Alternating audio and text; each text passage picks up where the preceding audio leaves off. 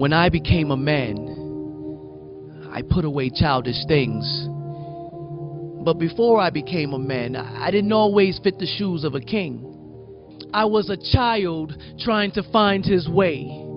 And the toys I played with kept my eyes occupied and left my mind in a lustful, boyish frenzy.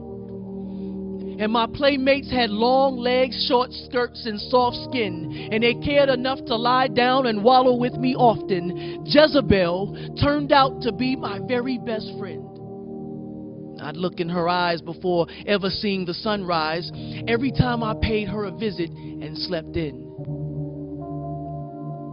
Before I became a man, I saw how God made Adam from dust. So likewise, I tried to make love out of lust. I didn't know any better. I was taught by example, let your mouth spit game, but never let your heart say much. I treated his daughters like beauty pageant contestants, and there would be zero return on their investments, and Proverbs 31 was never a criteria for my selections. Mind you, this was before I became a man. This was about the time that I took notes from a father figure who really didn't know how to be a father. Go figure. About the time that mom was a punching bag because he was too afraid to take his frustrations out on the world instead by simply enduring affliction. Yet, during addiction, he could go 12 rounds against the most violent screams of, "Stop! Stop!"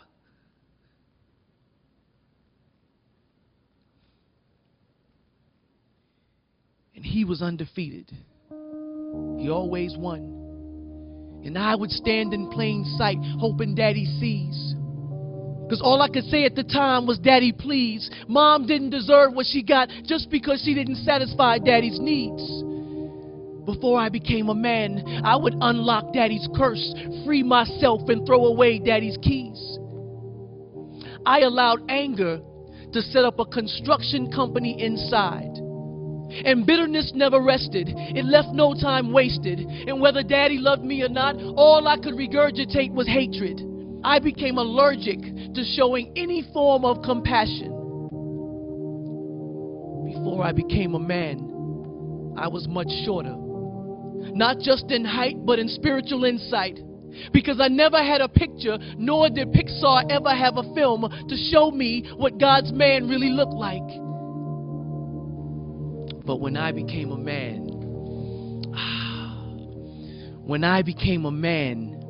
I learned how to love God right back. And even though I'm good at falling short of the glory, I reflect on my story, and through my praise, I'll self-publish a testimony. When I became a man, I learned how to cry.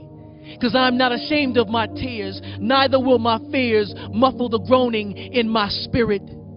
Since I became a man, I'm no longer afraid of the dark. I'll wrap my fingers around James 5:16, confess, pray, and heal my heart. I've discovered that there are medicinal qualities down the corridor of introspection. When I became a man, I learned how to love her. My Esther, my Ruth. I learned to honor her like she was Jesus' mother, because one day she'll be pregnant with the seed that will transport my legacy, so that my God and my name would both have longevity even after they bury me. I couldn't love her before because I wasn't able. My insecurities and my perfectionism had me looking at the next best player checking in at the scorer's table. How could I possibly be her covering as an umbrella with holes in it? But I learned to love her like I oughta, because I want him to be my father and my father-in-law, since that's his daughter. When I became a man, I learned to love my brother. I'll share my heart, my hug, and my hallelujah. Because a hug and a hallelujah without my heart leaves room for his spirit to respond, "I never knew you." I became a man so that until he became a man, he can see and name a man who picked up the gospel, who picked up the gospel, who picked up the gospel, who picked up the gospel, who picked up the gospel, and put the toys away. when I became a man.